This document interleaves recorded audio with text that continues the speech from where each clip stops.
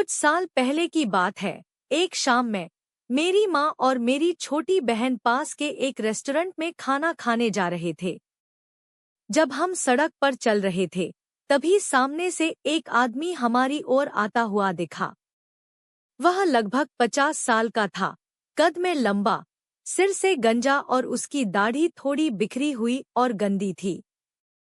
हालांकि सड़क पर किसी का मिलना सामान्य था, लेकिन उस आदमी से कुछ अजीब और डरावनी सी वाइब्स आ रही थी।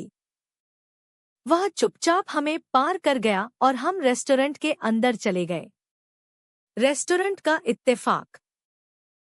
जैसे ही हम अपनी टेबल पर बैठे, वही आदमी रेस्टोरेंट के अंदर आया और हमारे ठीक पास वाली टेबल पर बैठ गया।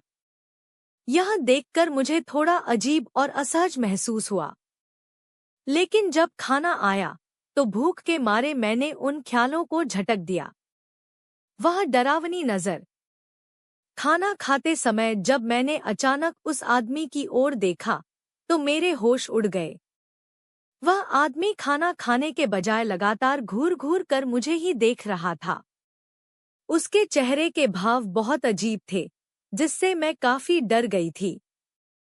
मैंने उसे अनदेखा करने की कोशिश की और जल्दी जल्दी अपना खाना खत्म करने लगी। तभी वेटर हमारी टेबल पर आया और उसने मेरी माँ से कुछ और बताया कि उनका बिल पास ही बैठे एक व्यक्ति ने भर दिया है। माँ को यह बात अजीब लगी। उन्होंने वेटर से बिल मांगा और उस अजनबी के प्रस्ताव को साफ मना कर दिया। रहस्यमयी बैग। जैसे ही वेटर वहां से गया, वह अजनबी व्यक्ति उनकी मेज की ओर बढ़ा। उसके पास एक बड़ा डफल बैग था। उसने बैग खोला और उसमें से 2 अजीबोगरीब दिखने वाले भरवा जानवर, स्टफ्ड एनिमल्स, निकाले। वे खिलौने दिखने में काफी डरावने और खराब हालत में थे। माँ उन्हें देखकर बहुत घबरा गई। अजनबी व्यक्ति मुस्कुराते हुए वे खिलौने मेज पर रख दिए और उन्हें छोटी बच्ची, जो करीब 5 साल की थी, को देने की कोशिश की। डर और इनकार। छोटी बच्ची तो खिलौने लेने के लिए खुश थी, लेकिन माँ और उसकी बड़ी बहन उस आदमी की हरकतों से बहुत डरी हुई थी। उन्होंने तुरंत उन खिलौनों को लेने से मना कर दिया और अपनी असहमति जताई। इसके बाद वह आदमी बिना कुछ कहे वहां से चला गया, जिससे माहौल और भी रहस्यमयी और डरावना हो गया। वह अजनबी आदमी बिना एक शब्द कहे अपनी मेज पर वापस जाकर बैठ गया। कुछ देर बाद जब वेटर बिल लेकर आया, तो माँ ने उसे पूरी बात बताई। वेटर ने बताया कि उस आदमी ने पहले ही अपने खाने का बिल चुका दिया है, इसलिए उसे रेस्तरां से बाहर निकालना संभव नहीं था। हालांकि वेटर ने परिवार की सुरक्षा के लिए उन्हें बाहर तक छोड़ने का वादा किया। घर की बेचैनी। उसी रात जब परिवार घर पहुंचा, तो लड़की ने सोने की कोशिश की, लेकिन उसे बहुत घबराहट महसूस हो रही थी। वह रात के लगभग 2 बजे तक जागती रही। आधी रात की आहट। अचानक उसे अपनी खिड़की के बाहर किसी के चलने की आवाज सुनाई दी। पतझड़ का मौसम था, इसलिए सूखे पत्तों पर कदमों की चरमराहट साफ सुनाई दे रही थी। पहले उसे लगा कि शायद कोई जानवर होगा, लेकिन तभी उसे रेस्तरां वाले उस अजनबी की याद आई और वह बुरी तरह डर गई। जैसे जैसे कदमों की आवाज नजदीक आने लगी, उसने डर के मारे अपनी आंखें कसकर बंद कर ली।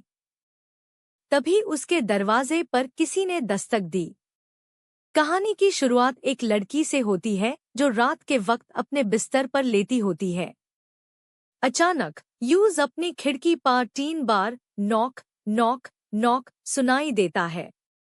वो डर के मारे सहमी हुई थी और उसे पता था कि ये अच्छा संकेत नहीं है।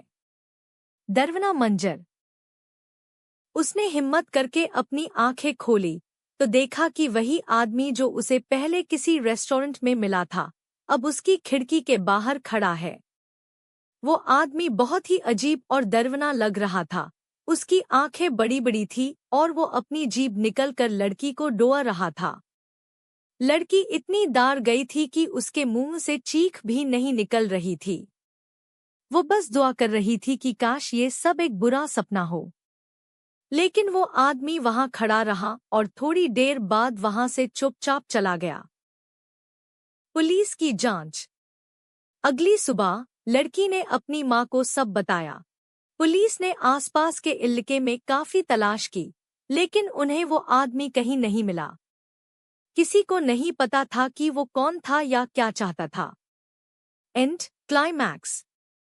कहानी के आखिर में लड़की कहती है कि वो उस रात को कभी नहीं भूल सकती।